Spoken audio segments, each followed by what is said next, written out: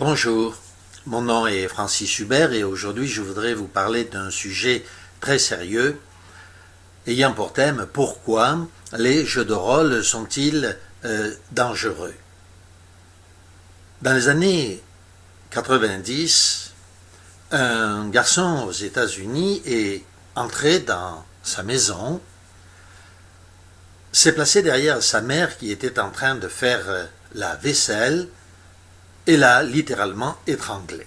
Cette femme est morte et le cas a été présenté dans les journaux américains. Un autre cas, deux femmes qui étaient en train de déjeuner ensemble, de prendre le petit déjeuner ensemble par une douce journée de printemps, au soleil, à l'extérieur. Et voilà que soudain, l'une d'entre elles, l'hôtesse, prend le couteau qui se trouvait sur la table et frappe au visage à multiples reprises son ami intime qui déjeunait avec elle. Lorsque on interrogea cette jeune femme, elle dit qu'elle ne comprenait pas. Elle était en train de discuter avec son ami quand soudain elle vit un monstre qui se jetait sur elle, son ami. Son ami qui s'était transformé en monstre et qui allait la dévorer. Quant au jeune homme, lorsqu'on l'interrogea, il dit qu'il ne savait pas pourquoi il avait fait cela, il était en bon terme avec sa famille, il n'y avait pas de problème particulier. L'on pourrait citer de nombreux cas de ce genre, et ce qui est typique ou particulier entre ces cas, c'est que dans les deux cas que nous avons cités, comme dans bien d'autres, ces personnes s'adonnaient de façon importante aux jeux vidéo. Alors, pourquoi les jeux vidéo sont-ils dangereux? Comment les jeux de rôle peuvent-ils créer l'addiction? Nous prendrons plusieurs exemples pour illustrer notre propos. Alors tout d'abord, le jeu de bonneteau. Si vous ne connaissez pas le jeu de bonneteau, sachez qu'il s'agit tout simplement d'un maître de jeu qui tient 3 cartes dans sa main et qui retourne les cartes et l'on doit choisir quel est par exemple le valet de pique parmi ces 3 cartes. Il mélange les cartes et chaque fois le spectateur ou celui qui participe au jeu doit retrouver ce valet de pique. Ou encore, il peut utiliser 3 gobelets dans lesquels il met une boule, les gobelets sont renversés, et il fait jouer les 3 gobelets devant lui, et le spectateur doit savoir où se trouve la boule, dans quel gobelet la boule se trouve. Or, les gens participent à ce jeu, d'autant plus qu'ils ont une chance sur 2 de gagner, et que, en suivant avec les yeux, ils sont persuadés qu'ils vont pouvoir découvrir où le valet de pique ou dans quel gobelet se trouve la boule en question. Sauf que ce qu'ils ignorent, c'est que ce n'est pas la manipulation des mains seules qui entre en ligne de compte, mais la psychologie du maître de jeu. En réalité, il va laisser gagner les personnes une fois, puis plusieurs fois, jusqu'à ce que les personnes aient l'impression qu'elles savent, qu'elles aient compris. À la limite, on va peut-être même leur montrer un petit peu où est le valet de pique, où se trouve la boule, de manière à ce qu'ils soient bien persuadés de gagner. Et au moment fatidique, lorsqu'ils auront tout mis leur argent sur le tapis, eh bien, le maître de jeu va les faire perdre. Ainsi, le jeu se joue à double détente, et c'est ce qui crée cette addiction à ce jeu de bonneteau. C'est une ruse, bien sûr, un tour de magie, va-t-on dire, qui va les prendre au piège. Une autre façon de faire, c'est celle de Facebook. Pourquoi les gens deviennent-ils addictés à Facebook? Eh bien parce qu'après une image, se trouve une autre image. Et les images défilent les unes derrière les autres. Chaque image amène ou chaque commentaire va amener son lot d'incertitudes, de découvertes, d'intelligence. Et donc, qu'y a-t-il après cette image que je suis en train de regarder? Quel est le commentaire suivant? et de commentaires suivant en commentaires suivants, les gens vont passer des heures et des heures derrière les réseaux sociaux. Notre syndrome est celui des acteurs. Il est bien connu que certains acteurs qui sont très impliqués dans leur rôle vont parfois se trouver sous la possession de leur propre rôle. Par exemple, une actrice va devoir jouer le rôle d'une prostituée. Elle va donc se renseigner, imiter cette prostituée pour que ce rôle devienne parfaitement le sien, qu'elle soit capable de le jouer à la perfection. Et l'on sait que parfois, il arrive qu'un acteur ait du mal à se débarrasser à la fin du film qu'il était en train de préparer de ce rôle qu'il a envahi. C'est le cas, par exemple, d'un peintre célèbre qui s'appelait Dali et qui est aujourd'hui décédé. Cet homme, qui était tout à fait intelligent et un excellent peintre, a voulu un jour faire le fou.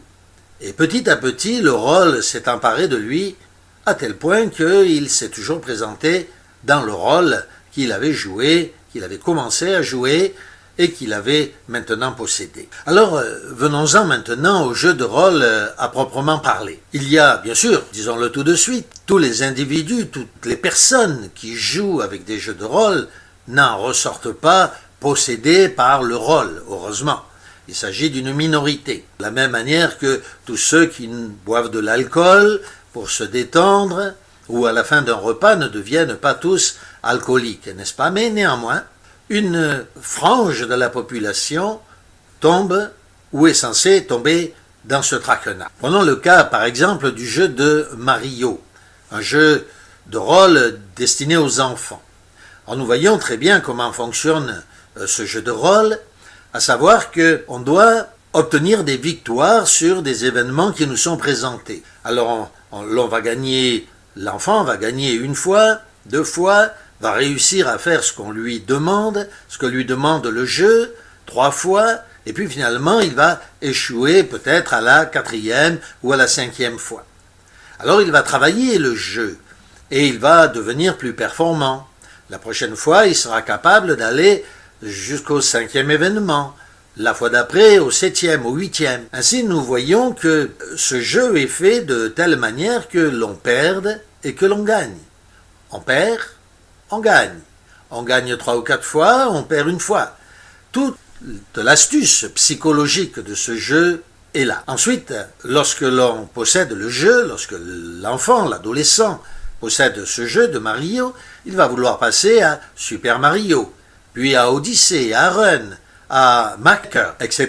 de jeu en jeu.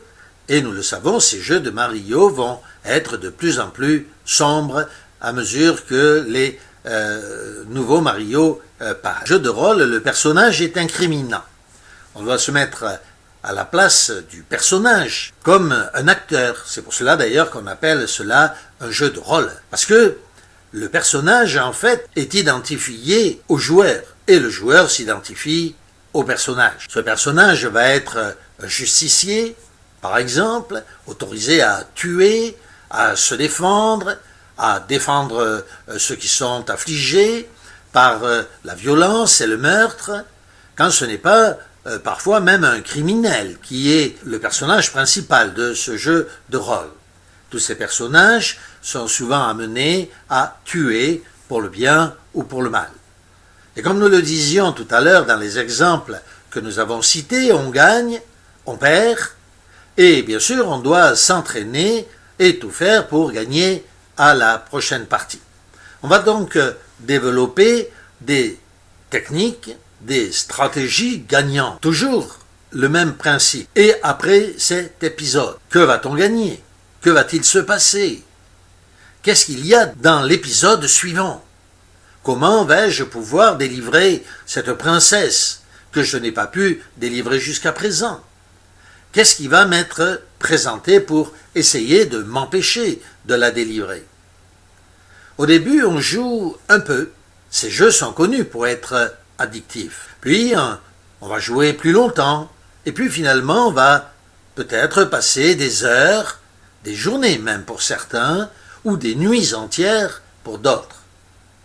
On va continuer de travailler dans l'esprit ces techniques, ces stratégies pour arriver à gagner. On va devoir s'entraîner. On va y penser en permanence. Et même, pour certains, rêver de ces stratégies. Parfois même, le travail profane empathie. On n'a plus de temps pour rechercher du travail ou pour travailler à l'école. L'école, elle aussi, empathie. Peu à peu, le personnage imaginaire va devenir dans l'esprit une idole. Nous disons bien une idole parce que si cette personne est chrétienne, même lorsqu'elle va prier ou qu'elle va écouter une prière, elle va probablement penser à ce personnage qui ne la quitte plus, qui maintenant a pris une part importante dans son esprit. Ce personnage qui l'omnibule est ce personnage qui l'entraîne au meurtre, à la pratique de l'autodéfense, de la violence. Voilà ce qui omnibule son esprit. Et lorsque, je le disais, cette personne va prier, ou qu'elle va écouter une prière, peut-être va-t-elle penser à ce personnage plutôt que de penser à Dieu. En outre, de nombreux jeux de rôle exposent ou font côtoyer le monde démoniaque. En raison du péché que commet ce chrétien par la pratique de tels jeux violents, agressifs, meurtriers, peu à peu un démon, parfois bien entendu, comme nous le disions au début de notre exposé, va pénétrer l'esprit de cette personne, va littéralement la posséder. Et c'est ainsi que l'on en vient à des meurtres, comme les 2 meurtres que nous avons cités précédemment. Nous rappelons que de nombreux meurtres sont liés, d'après certains médias, à la pratique des jeux de rôle. Nous prévenons donc les jeunes chrétiens, et parfois les personnes plus âgées, de bien faire attention à la pratique des jeux de rôle. Nous l'avons dit et nous le répétons, tous les jeux de rôle ne sont pas dangereux. Et tous ceux qui pratiquent les jeux de rôle ne deviennent pas des meurtriers, heureusement. Cependant, nous devons éveiller l'esprit de ceux qui pourraient tomber dans de tels pièges, afin qu'ils se gardent purs devant le Seigneur.